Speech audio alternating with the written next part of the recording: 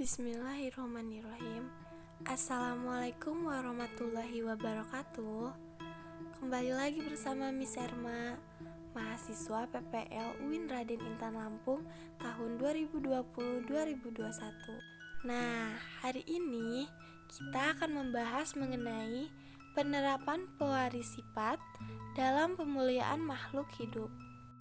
Tujuan dari pembelajaran kita hari ini: 1. Setelah menyimak video pembelajaran, peserta didik diharapkan dapat menjelaskan penerapan pewaris sifat dalam pemuliaan tanaman. 2. Setelah menyelesaikan LKPD, peserta didik dapat menerapkan konsep pewaris sifat untuk pemuliaan dan kelangsungan makhluk hidup. Terakhir, melalui kerja mandiri dengan bimbingan guru, peserta didik dapat membuat clipping tentang penulisan tanaman jagung dari berbagai sumber. Pemuliaan tanaman. Produksi pangan selalu menjadi topik hangat dunia. Seiring ledakan jumlah penduduk di dunia, terutama negara berkembang, suplai pangan diperkirakan tidak mencukupi kebutuhan pangan dunia. Nah, 4 hal yang perlu diperhatikan untuk meningkatkan produksi pangan yaitu ada air, pupuk, pengendalian hama penyakit, serta perbaikan varietas. Perbaikan varietas tanaman yaitu dengan cara pemuliaan atau breeding. Apa itu pemuliaan tanaman?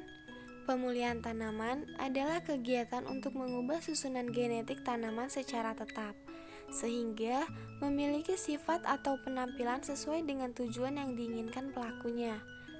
Pelaku pemuliaan disebut dengan pemulia tanaman. Nah, pemuliaan tanaman umumnya mencakup tindakan seperti penangkaran, persilangan, dan seleksi. Tujuan dari pemuliaan tanaman yaitu menghasilkan varietas unggul. Nah, secara umum diarahkan pada 2 hal. 1. Peningkatan hasil panen atau kuantitas. 2. Perbaikan kualitas produk yang dihasilkan. Contoh usaha perbaikan kualitas produk yaitu ada 1. Perbaikan ukuran, contohnya pepaya kecil menjadi lebih besar dan berbiji sedikit. 2. Warna, semangka berwarna kuning. 3. Kandungan bahan tertentu, contohnya pada golden rice. 4. Pembuangan sifat yang tidak disukai, contohnya pada oil exit. 5. Ketahanan simpanan, contohnya pada bunga potong. Terakhir, keindahan dan keunikan, contohnya pada tanaman hias seperti bunga tulip dan bunga dahlia, serta lain-lain. Strategi pemuliaan tanaman terbagi menjadi 2, yaitu pemuliaan klasik atau konvensional dan pemuliaan molekular. Contohnya pada pemuliaan klasik ada manipulasi gen dan transfer gen. Sedangkan pada pemuliaan molekular yaitu ada introduksi, persilangan, dan manipulasi genom. Manipulasi gen, metode-metode yang melibatkan penerapan genetika molekular. Teknik-teknik yaitu teknologi antisense, peredaman gen, termasuk inferensi gen, dan rekayasa gen. Belum ada kultivar komersial yang diliris dengan cara-cara tersebut. Selanjutnya, transfer gen. Transfer DNA, gen dari organisme lain disisipkan di DNA tanaman untuk tujuan tertentu.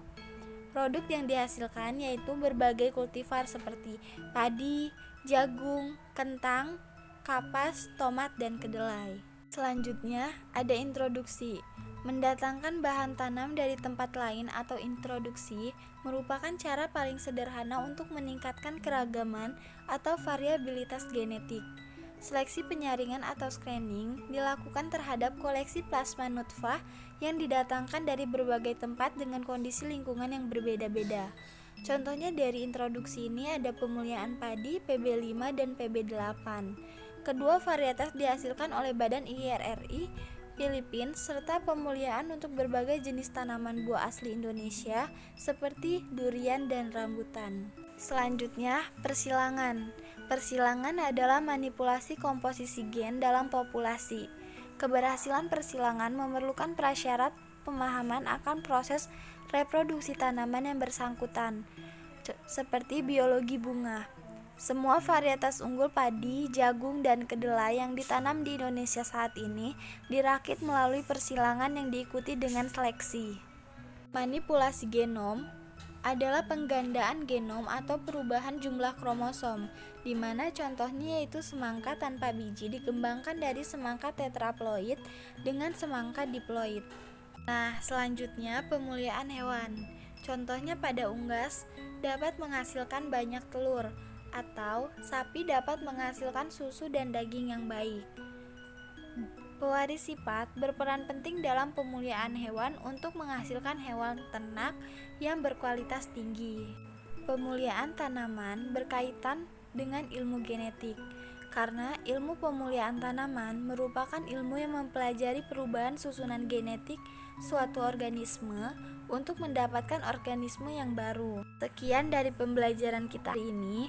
Miss akhiri, wassalamualaikum warahmatullahi wabarakatuh. Terima kasih.